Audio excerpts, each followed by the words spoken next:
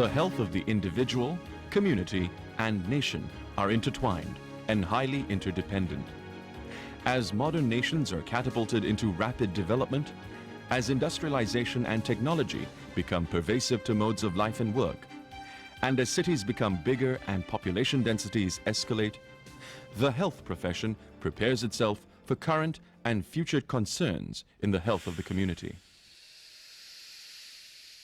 At the Faculty of Medicine at the National University of Singapore, the Department of Community, Occupational and Family Medicine stands poised to help and guide the good health of the community in Singapore.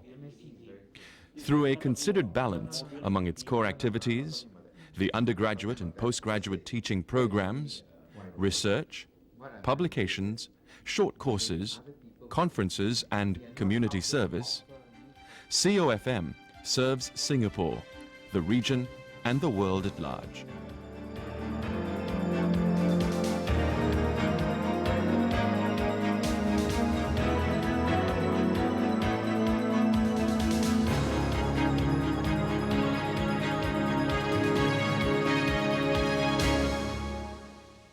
COFM has grown with modern Singapore, and in this process we have gained a special experience and expertise about common health hazards and problems in communities which are in transition to modern cities.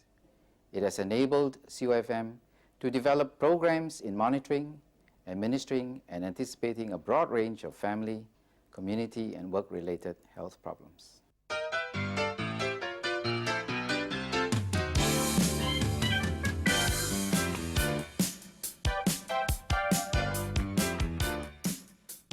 The department was established in 1948 at Sepoy Lines as the Department of Social Medicine and Public Health. It moved in 1957 to the Institute of Health in Outram Road. The main emphasis in teaching and research was the control of communicable diseases, which were the most prominent public health problems of Singapore at that time. Papers were published on subjects such as nutrition, the growth of infants and children, health effects of urban squatters, and various aspects of public health. The department created medical history by granting the first postgraduate qualification in Singapore and Malaya, the Diploma of Public Health, to a class of 3 students in 1953. I can remember the first WHO-assisted course, the biostatistician, Dr. Charles, and Tai Choyuk, who's still among us. Yes, they had a lab with machines, you know, the latest. These were hand-cranked adding machines. And then a few years later, they went right up market, splurged, and they were plug-in machines, where you actually had an electric motor inside the machine which did the hand cranking for you. That was when computers were things costing millions and millions of dollars, and nobody had them. In the 1970s and 1980s, occupational medicine and later family medicine were to become integral parts of the medical and postgraduate curriculum in line with the needs of modern Singapore. From 1987, the name was changed to the present one, when the department moved from the Institute of Health to the National University Hospital. We moved into our current premises within the biomedical complex in 1997. The department now has that much needed space to identify and further develop our work. There are added facilities, more technology-based instrumentation, and that all-important professional environment to develop our programs into the future.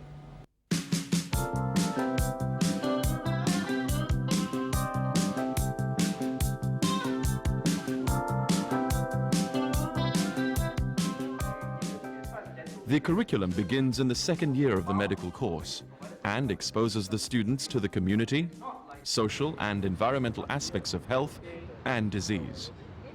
The teaching modules include preventive medicine, disease control, evidence-based medicine, family medicine, communicating with patients, and health promotion. An important part of undergraduate training is the undertaking of a community health project, where teams of medical students conducted a health survey within the community. Topics studied by the students reflect current health concerns affecting the communities which are surveyed. Well, yes, I thoroughly enjoyed the community health project, where as a group of students, we got to interact with members of the population in the West Coast area and see how health issues relate to the community. I also distinctly recall how we could further understand the impact that the social background and circumstances that these patients had could affect their recovery.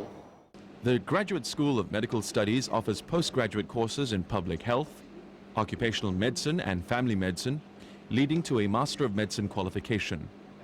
In addition, 2 postgraduate diploma level courses in geriatric medicine and in occupational medicine are also available.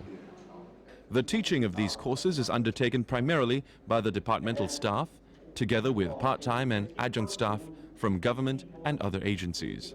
These postgraduate programs have gained recognition internationally. For example, the department is a World Health Organization collaborating center for training and education in occupational health. The public health course is very useful. It gave me the knowledge, the skills, and the know-how to do my job right. And the department is a very important center for training in this region. It draws its participants from different countries in this region.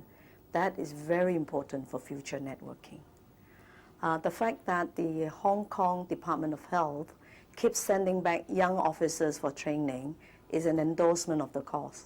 Senior members of staff supervise research students supplicating for their master's or doctorate degrees by thesis. The department also receives postgraduate students and fellows from other universities.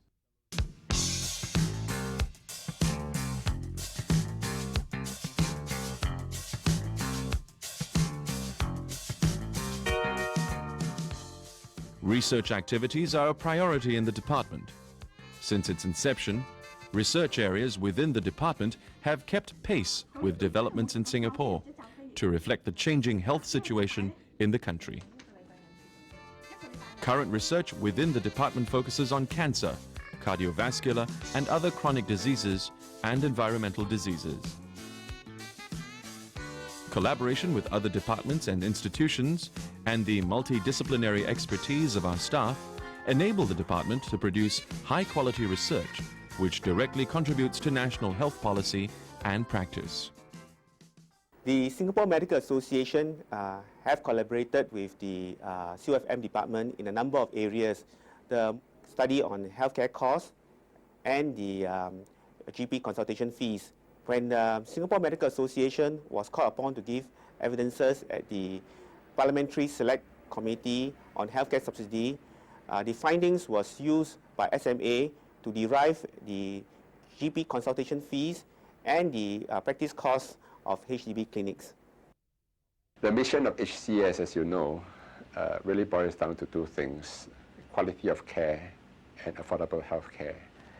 So it is really very important for us to know whether or not the care that we deliver results in better outcomes for patients, and also whether patients themselves are satisfied. That's the quality aspect. And of course, whether or not the care that we render is rendered in the most cost-effective manner. So that's the cost aspect. I think in both these areas, COFM has the expertise and the experience to look at hard data and to analyze in a scientific and objective way whether in fact we are achieving our objectives.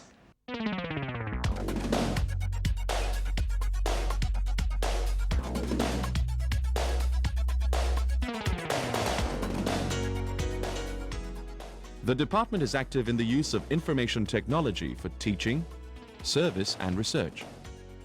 It has been designated a World Health Organization collaborating center for health informatics since 1990.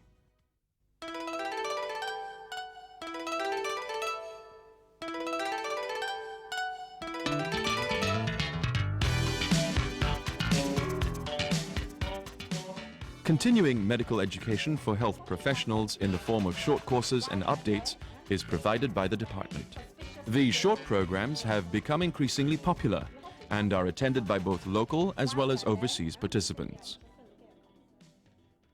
Yes, the clinical epidemiology course teaches us a range of pattern of diseases which we find very relevant in our clinical practice, especially the statistical component. It helps us to understand the principles of how to handle our clinical trials and our clinical research.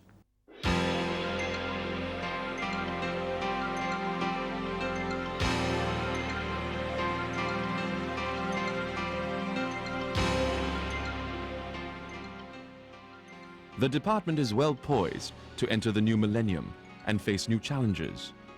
It remains committed to maintaining its relevance and contribution to the health of the community and its quest for excellence. The Department of COFM has a critical role to play in the faculty.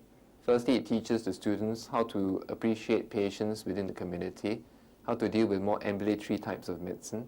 In addition, it teaches them critical skills of communication so that they can deal more effectively with their patients and relatives when they graduate. They are also taught basic biostatistics and the critical analysis of literature, which is very important for them to be active learners in the future. Also, they are taught IT skills, which would fulfill the same purpose. In the project work which they do, they are exposed to research training, which is also very important for the development of active learning modes.